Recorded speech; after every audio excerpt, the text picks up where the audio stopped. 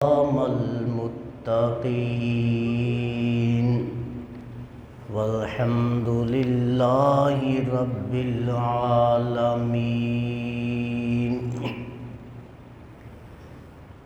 حمد و ثنا کے بعد معزز و محتشم حضرات سامعین کرام، آج کا درس سورۃ المائدہ آیا مبارکہ نمبر 13 کے ضمن میں آپ کی خدمت میں پیش کیا جائے گا۔ حضرات محترم، اس آیا مبارکہ سے قبل آیا میں اللہ تبارک و تعالی نے بنو اسرائیل کو کچھ ذمہ داریاں عطا فرمائی اور ان ذمہ داریوں سے عہدہ برا ہونے کی صورت میں اللہ نے ان سے وعدے فرمائے کہ تمہیں یہ اعزازات اور یہ عنایات نصیب ہوں گی اگر تم اپنی ذمہ داریوں کو ادا کر پاؤ گے۔ وہ ذمہ داریاں کون سی تھی؟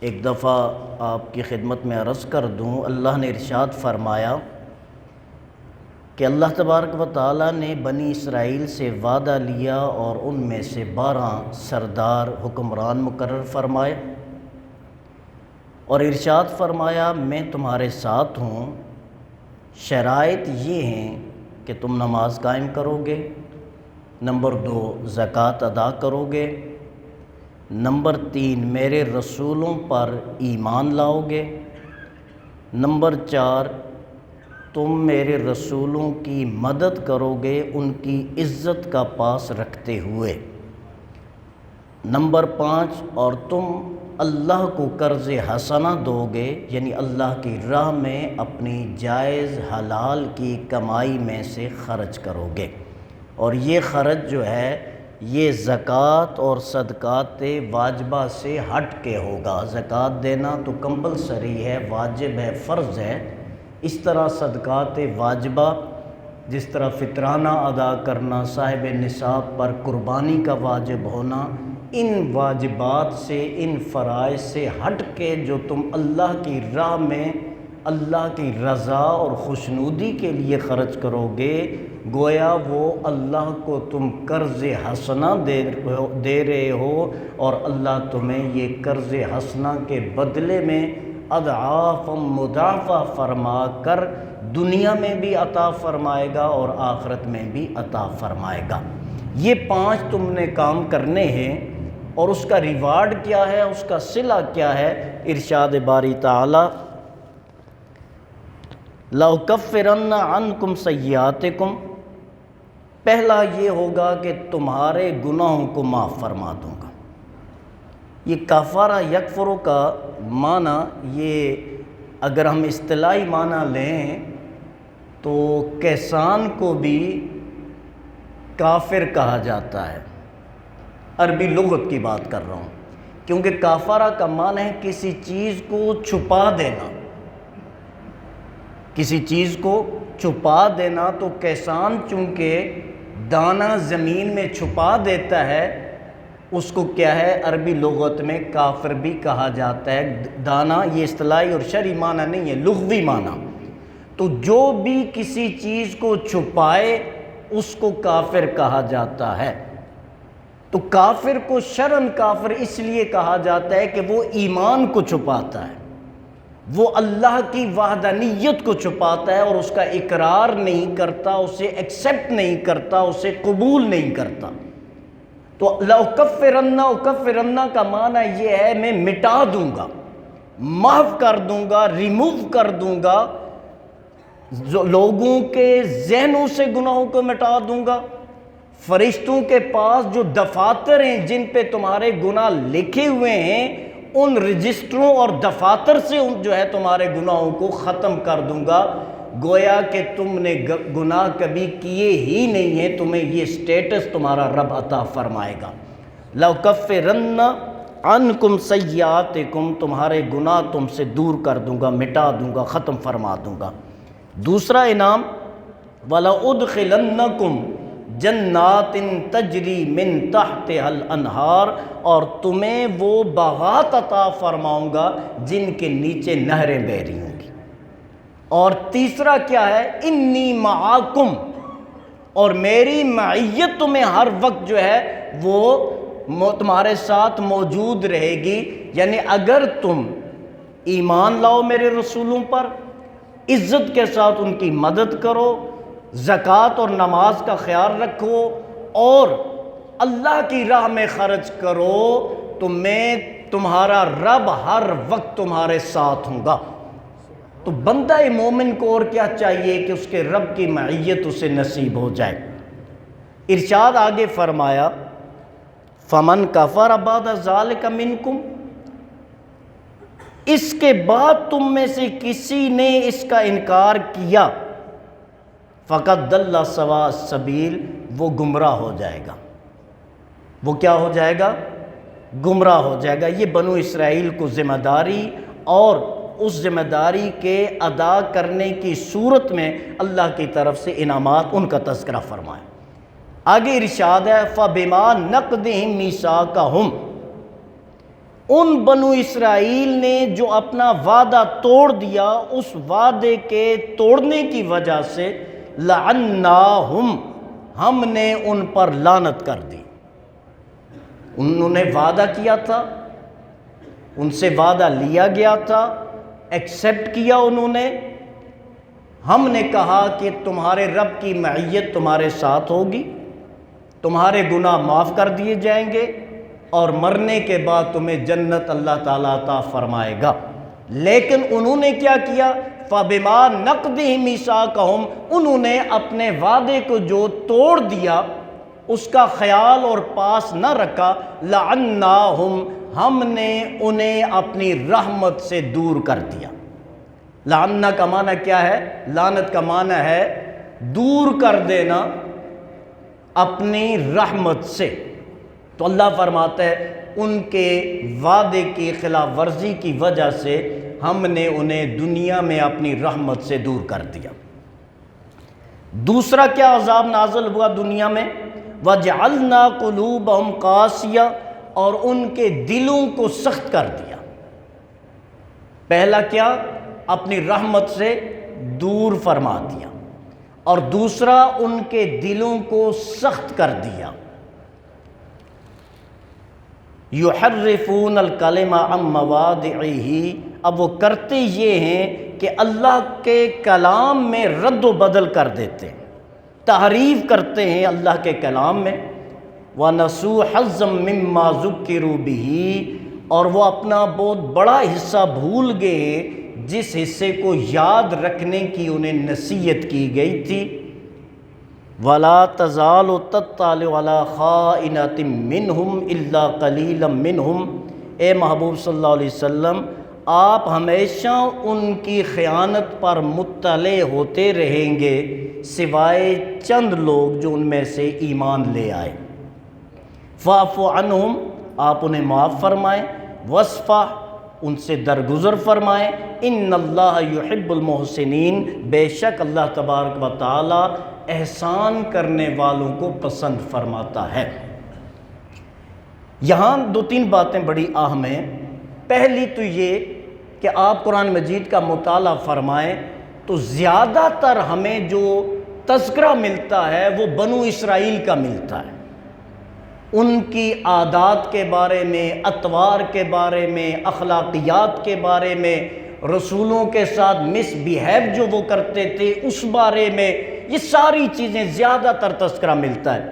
اب اس کا یہ مطلب نہیں ہے کہ قرآن صرف بنو اسرائیل کے بد اخلاقیاں یا ان کی کوتاہیاں یا ان کی نافرمانیاں یا ان کی ہٹ درمیاں یہ ہمیں بتلانا چاہتا ہے، نہیں، اس کا ہرگز صرف یہی مقصد نہیں ہے۔ اس کا اہم ترین مقصد یہ ہے کہ اے امت مسلمہ، بنو اسرائیل نے اللہ سے کیے ہوئے وعدوں کو پسے پش ڈالا تو دنیا میں بھی شرمندگی ان کا مقدر بنی، دنیا کی خجالت ان کا مقدر بنی، دنیا کی ذلت ان کا مقدر بنی، دنیا کی رسوائی ان کا مقدر بنی اور اللہ تبارک و تعالیٰ کی بارگاہ سے وہ دور ہو گئے۔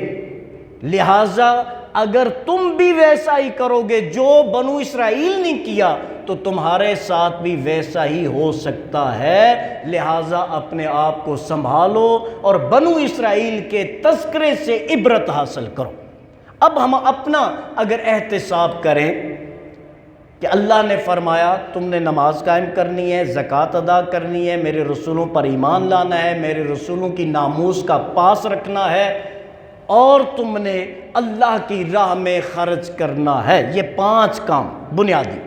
اگر یہ کرو گے تمہارا رب تمہارے ساتھ ہوگا، جب تمہارا رب تمہارے ساتھ ہوگا تو پھر کسی اور کی مدد کی تمہیں ضرورت پیش نہیں آئے گی۔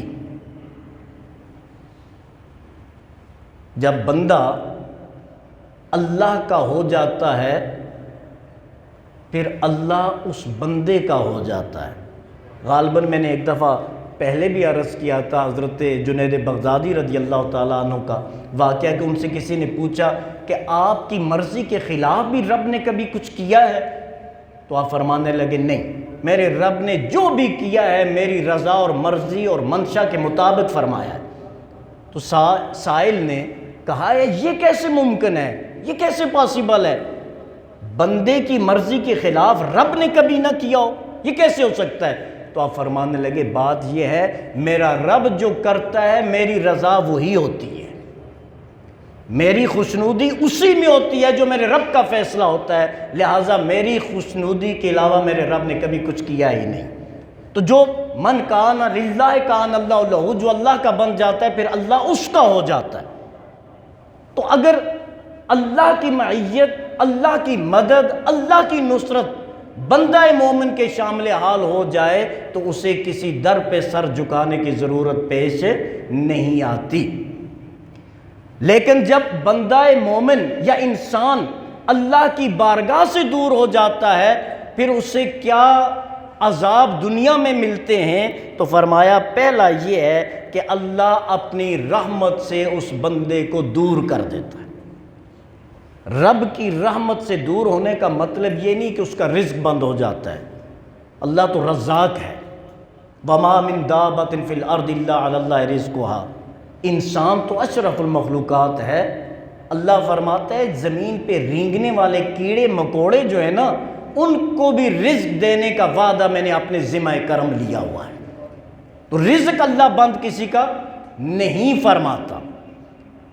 اللہ کیا کرتا ہے؟ اللہ پھر فیصلہ یہ فرماتا ہے کہ اس بندے کے دل کا اطمینان ختم ہو جاتا ہے۔ پیسہ ہے، دولت ہے، گاڑی ہے، بنگلہ ہے، بزنس ہے، سب کچھ ہے، لیکن رات کو سونے کے لیے نیند کی گولی کھانی پڑتی ہے۔ یہ اللہ کی رحمت سے دوری ہے کہ اس کا چین، اس کا سکون جو ہے وہ اس سے چھن جاتا ہے۔ وہ پھر آرام کے لیے تڑپ رہا ہوتا ہے کہ یا اللہ کسی صورت میں مجھے 4 گھنٹے نیند آ جائے۔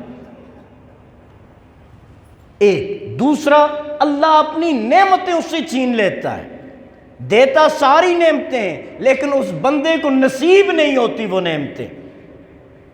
وہ ڈاکٹر کے پاس جاتا ہے چیک اپ کے لیے، ڈاکٹر کہتا ہے سوائے نمک کے باقی کوئی چیز آپ اپنے سالن میں نہیں ملا سکتے، بغیر مرچ، بغیر مسالہ، بغیر آئل، بغیر کسی اور چیز کے، بس آپ نے یہ ساگ کھانا ہے، یہ سبزی کھانی ہے، یا صبح ایک سلائس لینا ہے، ایک بریڈ لینی ہے، بس آپ پہ پابندی ہے۔ تو میں اکثر سوچتا ہوں اور دوستوں سے عرض کرتا ہوں کہ ہم ایک ڈاکٹر کے کہنے پر اپنا کھانا پینا سب چینج کر دیتے ہیں کہ ڈاکٹر نے کہا ہے اور وہ جو کہتا ہے وہ ہمارے لیے فائدہ مند ہے۔ اے مسلمانوں، کیا اللہ کے کہنے پہ ہم گناہ نہیں چھوڑ سکتے؟ ایک ڈاکٹر انسان ہے، وہ غلط بھی ہو سکتا ہے، لیکن رب نعوذ باللہ کبھی غلط نہیں ہو سکتا۔ تو ایک ڈاکٹر کے کہنے پہ سب کچھ ہم چینج کرنے کو تیار ہو جاتے ہیں اور اپنے پیدا کرنے والے رب کے حکم کے لیے ہم گناہ چھوڑنے کو تیار نہیں ہوتے۔ تو فرمایا لعناہم، پہلا یہ عذاب کہ ہم اپنی رحمت سے اسے دور کر دیتے ہیں۔ دوسرا کیا ہے؟ دوسرا یہ وَجَعَلْنَا قُلُوبَهُمْ قَاسِيَةً، ہم ان کے دل سخت کر دیتے ہیں۔ غور فرمانا، ان کے دل کیا کرتے ہیں؟ سخت کر دیتے ہیں۔ کیا ہمارے دل سخت نہیں ہیں؟ یہ مجھ سمیت ہم سب کو، جتنے بھی لوگ سن رہے ہیں، ہمیں غور کرنا چاہیے، کیا ہمارے دل سخت نہیں ہوگے؟ ہمیں کئی دفعہ جنازہ پڑھانے کا اتفاق ہوتا ہے، لوگ آوازیں دے رہے ہوتے ہیں چپ کریں، جنازے کا جو ہے وہ آغاز ہو گیا، نماز پڑھ رہے ہیں، جنازہ گاہ میں کہکوں کی آواز سنائی دے رہی ہوتی ہے، جنازے کے سامنے کھڑے ہو کے ہم اپنی سیاست کو ڈسکس کر رہے ہوتے ہیں۔ کیا یہ دلوں کی سختی نہیں ہے؟ اب غور فرمائیں، قبر پہ کھڑے ہیں، ہم ہنس رہے ہوتے ہیں، اور ایک بندے کو قبر میں ڈالا جا رہا ہوتا ہے، مٹی اس کے اوپر ڈالی جا رہی ہوتی ہے، اور ہماری گفتگویں، ہماری ہنسی مذاق جو ہے یہ ختم ہی نہیں ہوتا۔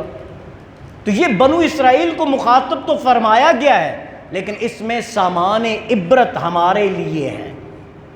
تو فرمایا جعلنا قلوبہم قاسیہ، ہم نے ان کے دلوں کو سخت کر دیا۔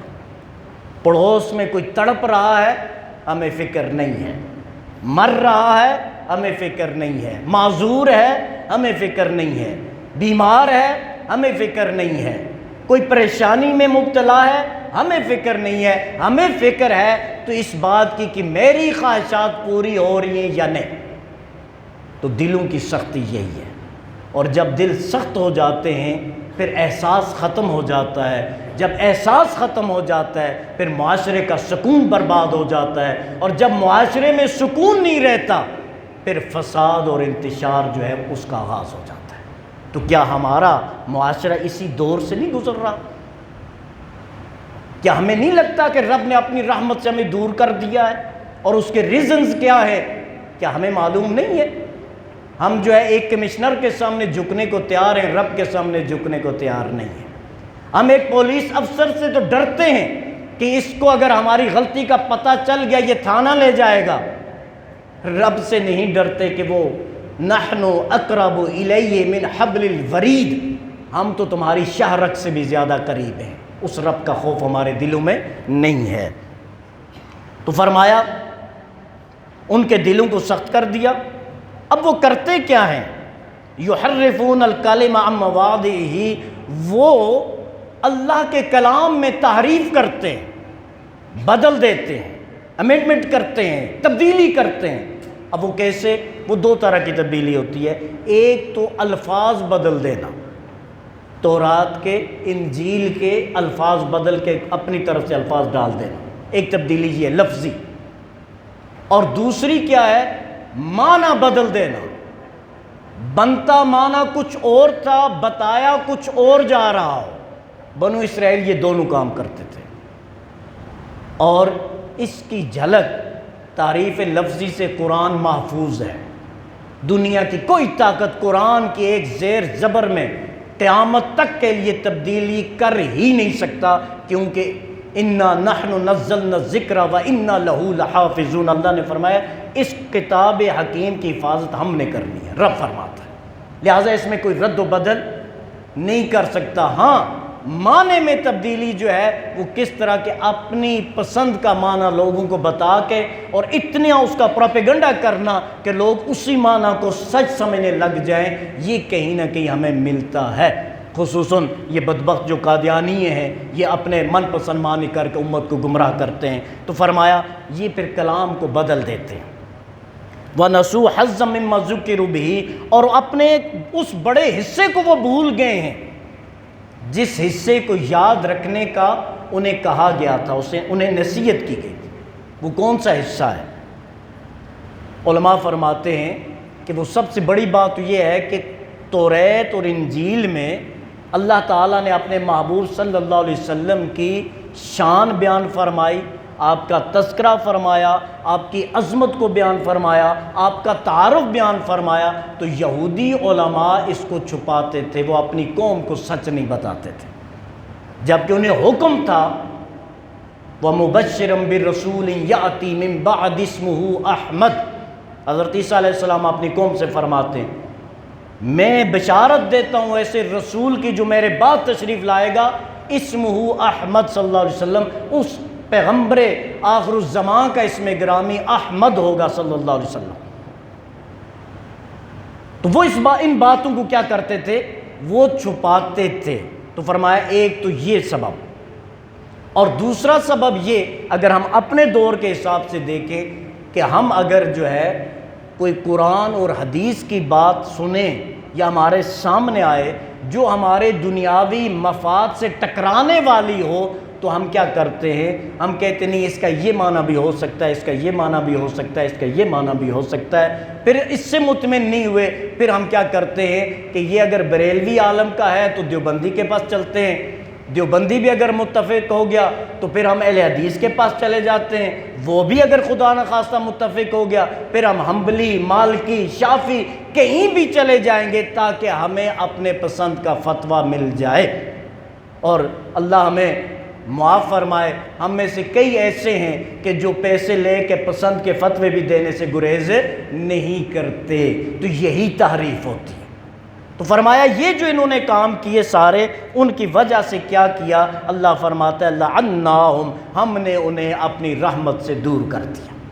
تو جب بندہ اللہ کی رحمت سے دور ہو جاتا ہے پھر اس کے پاس کچھ بچتا نہیں ہے۔ تو دوستو آخری بات یہی عرض کروں گا کہ آؤ قرآن حکیم کی طرف، آؤ حدیث طیبہ کی طرف، آؤ سیرت رسول اور سیرت صحابہ اور سیرت اہل بیت اطہار کی طرف، تاکہ ہمیں سچ پتہ چلے کہ ہماری زندگی کا مقصد کیا ہے، ہم نے یہاں رہنا کتنا ہے اور آگے ہمارے ساتھ ہونا کیا ہے، اور اس کے لیے ہمیں تیاری کیا کرنی ہے۔ بس یہی لمحہ فکریہ ہے اور یہی وہ الفاظ ہیں جو آپ کی خدمت میں عرض کرنے ہیں۔ اللہ تعالیٰ سے دعا ہے ہم سب کا حامی و ناصر۔